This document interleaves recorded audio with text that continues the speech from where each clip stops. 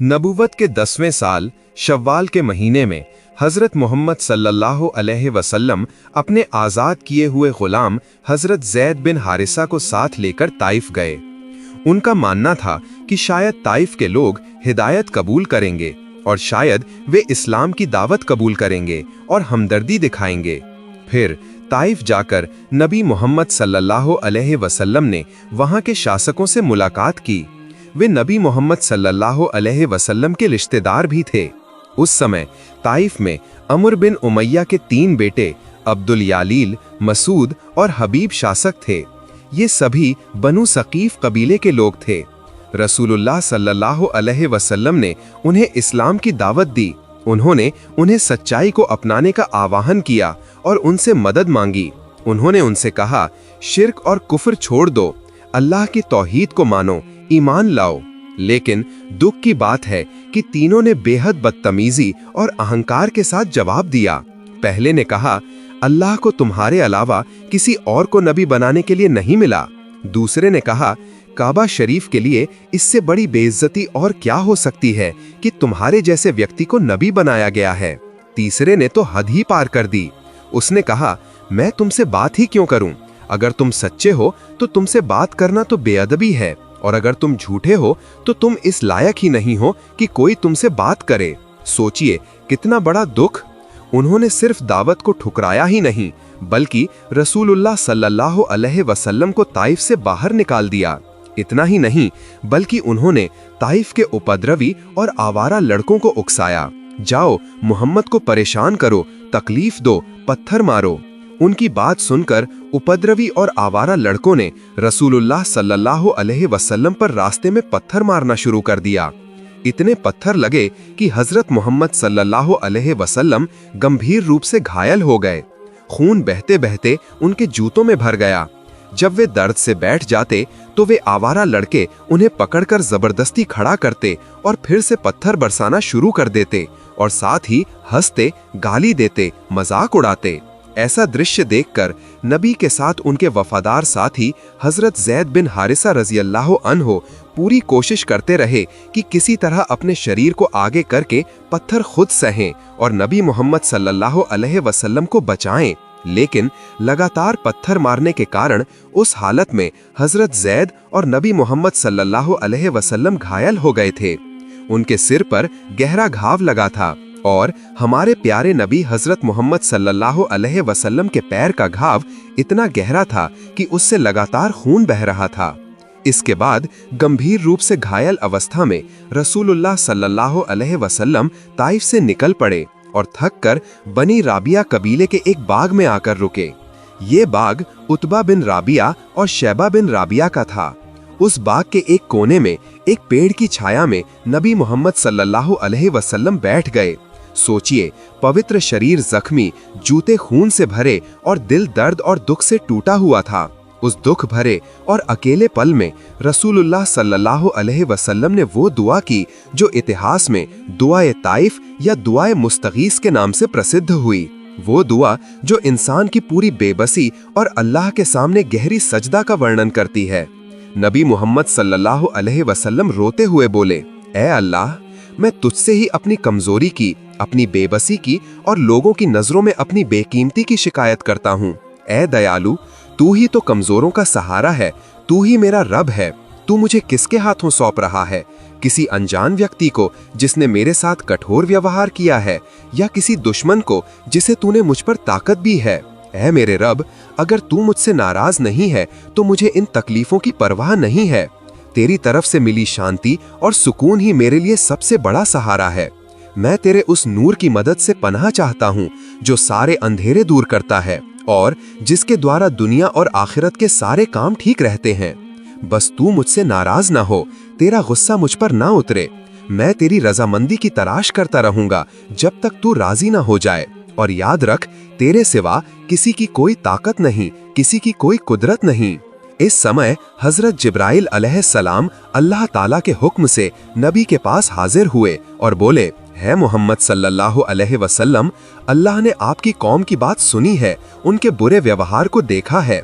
अल्लाह ने आपके पास पहाड़ों के फरिश्ते को भेजा है। अगर आप चाहें तो आदेश दें, मक्का के दोनों तरफ जो 2 पहाड़ हैं उन्हें उठाकर ताइफ के लोगों पर गिरा दूंगा ताकि उनका नामो निशान मिट जाए। फिर पहाड़ों के फरिश्ते ने सलाम करके कहा, है रसूलुल्लाह सल्लल्लाहु अलैहि वसल्लम, बस आप अनुमति दें, मैं इन लोगों को मिटा दूं। लेकिन सुनिए रहमतुल आलमीन का जवाब। उन्होंने कहा, नहीं, मैं ये नहीं चाहता, बल्कि मैं अल्लाह से उम्मीद रखता हूँ कि इनकी भविष्य की पीढ़ी से ऐसे लोग पैदा होंगे जो सिर्फ अल्लाह की इबादत करेंगे और उसके साथ किसी को शरीक नहीं करेंगे। यही थे हमारे नबी हजरत मोहम्मद सल्लल्लाहु अलैहि वसल्लम, रहमत, प्यार, क्षमा और धैर्य का एक अनूठा उदाहरण। फिर उस बगीचे में जब उतबा और शैबा उपस्थित हुए, तब उन्होंने देखा कि रसूल अल्लाह सल्लल्लाहु अलैहि वसल्लम कितनी मजबूर और असहाय अवस्था में बैठे हैं। ये दृश्य देखकर उनका मन कुछ नर्म हो गया। रिश्तेदारी की भावना और मानवता का आवेग उनके अंदर जाग उठा। इसलिए वे वहां से अपने घर गए और एक थाली में अंगूर सजाकर अपने एक ईसाई गुलाम अद्दा को बुलाया और फिर उसे कहा कि ये अंगूर उस व्यक्ति के पास ले जाओ और कहो कि कुछ खा लें। फलस्वरूप अद्दा अंगूर लेकर रसूल अल्लाह सल्लल्लाहु अलैहि वसल्लम के सामने रखा। तब रसूल अल्लाह सल्लल्लाहु अलैहि वसल्लम बिस्मिल्लाह कहकर खाना शुरू किया। तब अद्दा हैरान होकर बोला, अल्लाह की कसम, इस शहर के लोग तो बिस्मिल्लाह नहीं कहते। तब नबी मोहम्मद सल्लल्लाहु अलैहि वसल्लम ने उससे पूछा, तुम कहाँ के निवासी हो और तुम्हारा धर्म क्या है?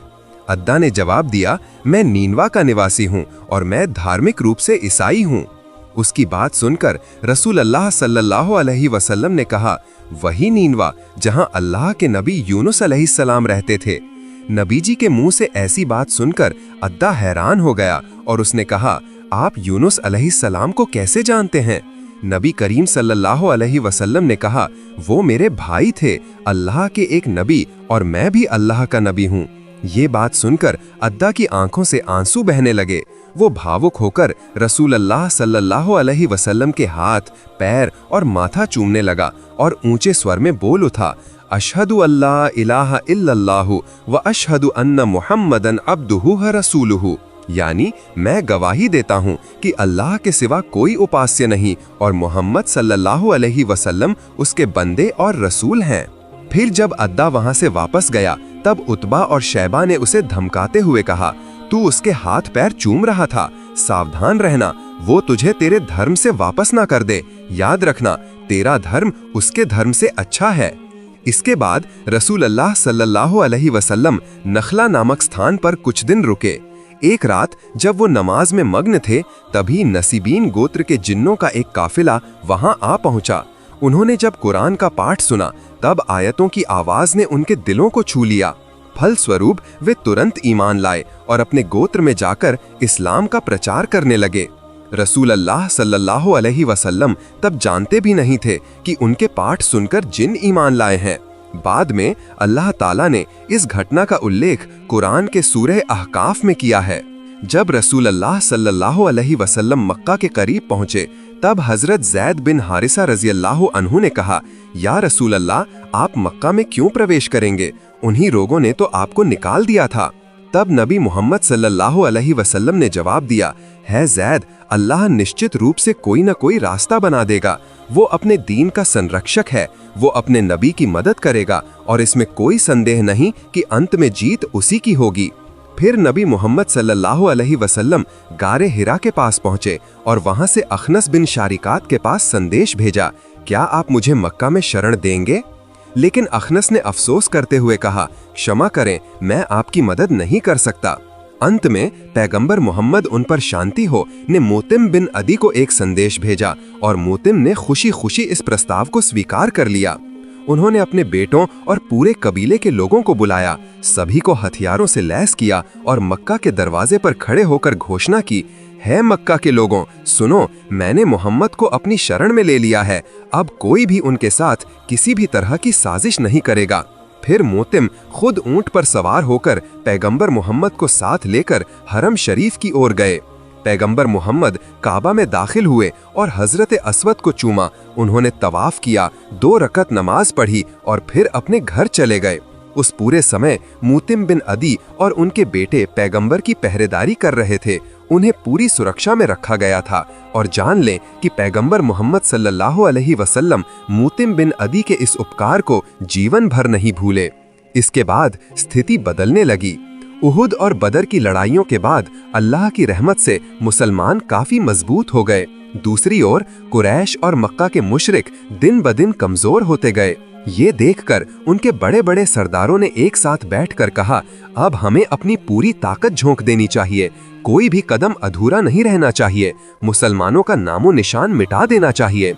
फलस्वरूप उन्होंने एक ऑल आउट प्लान बनाया। ये तय किया गया कि सभी जातियां एक साथ मुसलमानों पर हमला करेंगी और फिर 727 ईस्वी के जनवरी महीने में सभी मुशरिक और काफिर कबीले एकजुट होकर मदीना पर हमला करने के लिए रवाना हुए। रेगिस्तान के रास्ते से जाते जाते वे थक गए और थोड़ी देर आराम किया। जब ये खबर पैगंबर मोहम्मद उन पर शांति हो तक पहुंची तो उन्होंने तुरंत अपने सभी सहाबा को बुलाया और जोर से कहा, एक तरफ अरब के सभी मुशरिक एकजुट हो गए हैं और दूसरी तरफ हम कुछ गिने चुने मुसलमान हैं। यहीं से तय होगा कि सच किसके साथ है और झूठ किसके साथ है। पैगंबर की बात सुनकर सहाबा चिंता में पड़ गए। इतनी बड़ी सेना का हम कैसे मुकाबला करेंगे? तभी हजरत सलमान फारसी, अल्लाह उनसे राजी हो, आगे आए। उन्होंने अर्ज किया, या रसूल अल्लाह, उन पर शांति हो। हमारे मदीना के 3 तरफ तो पहाड़ हैं, सिर्फ एक तरफ ही खुला रास्ता है। अगर हम वहां एक बड़ी खाई खोदें तो दुश्मन सीधे हम पर हमला नहीं कर पाएंगे। पैगंबर मोहम्मद उन पर शांति हो ये बात सुनकर बोले, हाँ सलमान, यही सबसे अच्छा तरीका है। हे मेरे साथियों, तुम सब अपने अपने तरीके से काम में लग जाओ और यहाँ एक बड़ी खाई खोदो ताकि काफिर मुशरिक सीधे मदीना पर हमला ना कर सकें। फिर अल्लाह की रहमत से सभी सहाबा एकजुट होकर अंततः मदीना की सुरक्षा के लिए 4.5 किलोमीटर लंबी और 4 मीटर गहरी खाई खोदी। उधर खाई के युद्ध में काफिर मुशरिकों ने मुसलमानों के खिलाफ अबू सुफियान के साथ उस समय के सबसे बड़े पहलवान अम्र बिन अब्दुवत को लेकर आए, जिसे देखकर अरब के बड़े बड़े पहलवान भी डरते थे। जब वे सब मदीना के पास पहुंचे और देखा कि मदीना के दरवाजे पर एक बहुत बड़ी खाई खोदी गई है तो सब हैरान रह गए। अम्र बिन अब्दुवत गुस्से में बोला, इतनी बड़ी खाई इतने कम लोग कैसे खोद सकते हैं? अब हम मदीना पर कैसे हमला करेंगे? परिणाम स्वरूप वे सब 6 सप्ताह तक बाहर इंतजार करते रहे। फिर अम्र बोला, ये तो हमें अपमानित करने के लिए किया गया है। मैं यहाँ इस खाई के किनारे बैठकर मदीना वासियों का इंतजार नहीं कर सकता। मैं अभी खाई पार करके मदीना में प्रवेश कर रहा हूँ। अगर कोई मेरे साथ आना चाहता है तो आए और अगर कोई आना नहीं चाहता तो यहीं रहो। मैं देखता हूँ कि मदीना वासी मेरे हाथ से कैसे बचते हैं। फिर वो खाई पार करके मदीना में प्रवेश किया और जोर से चिल्लाने लगा, हे मुसलमानों, झूठे कायरों, अगर तुम में हिम्मत है तो सामने आओ और मेरा मुकाबला करो, नहीं तो मेरे हाथों मारे जाओगे। उसकी गर्जना से सभी सहाबा अपनी दृष्टि नीचे कर ली, किसी ने आवाज तक नहीं की। तभी हजरत अली, अल्लाह उनसे राजी हो, सीधे खड़े हुए और बोले, या रसूल अल्लाह, मुझे अनुमति दें, मैं जा रहा हूँ और अम्र को मार कर आ रहा हूँ। पैगंबर मोहम्मद उन पर शांति हो बोले, हे अली, बैठ जाओ। क्या तुम नहीं देख रहे हो कि तुम्हारे सामने कौन है? तुम्हारे सामने दुनिया का प्रसिद्ध पहलवान अम्र है। तुम उसका मुकाबला नहीं कर पाओगे क्योंकि तुम उसके बराबर नहीं हो और तुम्हारी उम्र भी अभी कम है। उस समय शेर खुदा हजरत अली रदियल्लाहु अन्हो की उम्र केवल 23 साल थी। लेकिन अम्र फिर से गरज कर चिल्लाया, हे मुसलमानों, कायरों की टोली, तुम्हारा वो जन्नत कहाँ है जिसका दावा तुम करते हो? तुम्हें शर्म नहीं आती? तुम कहते हो कि अगर मर जाओगे तो जन्नत में चले जाओगे। तो क्या तुम में से कोई ऐसा नहीं है जो जन्नत की खुशबू पाना चाहता हो? ये सुनकर भी बड़े बड़े बहादुर मुसलमान बैठे रहे, कोई खड़ा नहीं हुआ। तब फिर हजरत अली रदियल्लाहु अन्हो खड़े हो गए और बोले, या रसूल अल्लाह, मुझे बस अनुमति दें, मैं इस जालिम शैतान का मुंह हमेशा के लिए बंद कर दूंगा। तब रसूल अल्लाह सल्लल्लाहु अलैहि वसल्लम ने फिर कहा, हे अली, बैठ जाओ, क्या तुम नहीं देख रहे कि तुम्हारे सामने अम्र है? फिर नबी सल्लल्लाहु अलैहि वसल्लम ने खुद आवाज दी, कौन है जो इस काफिर का मुंह बंद करेगा? ये सुनकर भी सभी सहाबी अपनी आंखें नीची करके चुपचाप बैठे रहे। या रसूल अल्लाह, क्या आप नहीं जानते, ये उमर बिन मरहब एक हाथ से ऊंट के बच्चे को रोक देता है और दूसरे हाथ से सैकड़ों दुश्मनों पर तलवार चलाता है। इस शैतान से कौन मुकाबला कर सकता है? इतने में हजरत अली रदी अल्लाह ताला अन्हो तीसरी बार सीना तान कर खड़े हो गए और बोले, हे मेरे आका सल्लल्लाहु अलैहि वसल्लम, आप बस मुझे अनुमति दें, मैं इस काफिर का मुंह हमेशा के लिए बंद कर दूंगा। तीसरी बार सुनकर रसूल अल्लाह सल्लल्लाहु अलैहि वसल्लम ने हजरत अली को अनुमति दी और कहा, हे अली, मैं ये ना सुनूं कि मेरा अली हार कर वापस आया है। मैं तो बस ये सुनना चाहता हूँ कि मेरा अली विजय प्राप्त करके आया है। अनुमति मिलते ही हजरत अली रदी अल्लाह ताला अन्हो ने एक हाथ में ढाल और दूसरे हाथ में तलवार ली और अम्र बिन मरहब के पास पहुंच गए। अम्र बिन मरहब पूरे लोहे के कवच में ढका हुआ था। उसका सिर भी लोहे की टोपी से ढका हुआ था। उसने अली को देखकर हंसते हुए कहा, हे युवक, तुम कौन हो? तुम क्यों मौत को गले लगाने आए हो? तब हजरत अली रदी अल्लाह अन्हो ने गरज कर जवाब दिया, मैं हूँ कर्रार हैदर। मेरी माँ ने मेरा नाम हैदर यानी शेर और कर्रार यानी बार बार हमला करने वाला रखा है। याद रखना, मैं अल्लाह का शेर हूँ।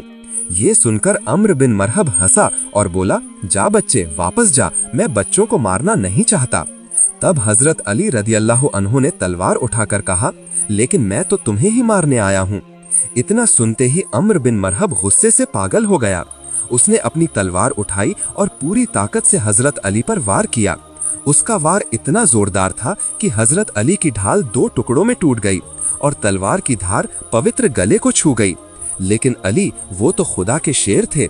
उन्होंने घूमकर ऐसा जोरदार वार किया कि अम्र बिन मरहब की ढाल भी टूट गई और ऊपर से नीचे तक उसका पूरा शरीर 2 टुकड़ों में कट गया। कहा जाता है कि इतिहास में इतना जोरदार तलवार का वार किसी ने कभी नहीं किया। हजरत अली उसकी लाश पर खड़े होकर गरज कर बोले, तू मुझसे क्या मुकाबला करेगा, हे पत्थर पूजने वाले? मैं मोहम्मद सल्लल्लाहु अलैहि वसल्लम का गुलाम हूँ। अगले दिन रसूल अल्लाह सल्लल्लाहु अलैहि वसल्लम ने सहाबाए किराम से कहा, कल मैं विजय का झंडा ऐसे व्यक्ति को दूंगा जिसके हाथों में अल्लाह विजय लिख देगा। फिर सुबह रसूल अल्लाह सल्लल्लाहु अलैहि वसल्लम ने पूछा, अली कहाँ है? उसे मेरे पास लाओ। तब सहाबा ने अर्ज किया, या रसूल अल्लाह सल्लल्लाहु अलैहि वसल्लम, अली की आंखों में परेशानी है, वो कुछ देख नहीं पा रहे हैं। ये सुनकर नबी मोहम्मद सल्लल्लाहु अलैहि वसल्लम ने कहा, अली को मेरे पास लाओ।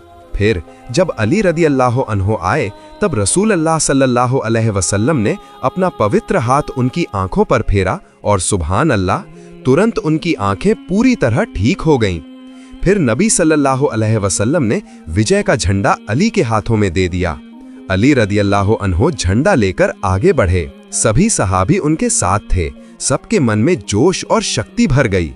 जब अली किले के पास पहुंचे तो देखा कि दरवाजा इतना बड़ा था कि उसे खोलने और बंद करने के लिए 70 लोगों की जरूरत होती थी। तब अली रदी अल्लाह अन्हो ने एक हाथ से तलवार चलाई और दूसरे हाथ से उस दरवाजे को हिला दिया। फिर सहाबियों से कहा, चलो सब अंदर जाओ। सभी सहाबी उस दरवाजे से किले के अंदर प्रवेश कर गए और अली ने उस दरवाजे को अकेले ही उठाए रखा जब तक सभी सहाबी अंदर नहीं चले गए। आखिरकार उन्होंने उस दरवाजे को उठाकर फेंक दिया। इतना भारी दरवाजा जिसे 70 लोग मिलकर भी हिला नहीं सकते थे। इसे अकेले ही उठाकर फेंकने वाले व्यक्ति खुदा के शेर हजरत अली रदी अल्लाह ताला अन्हु थे।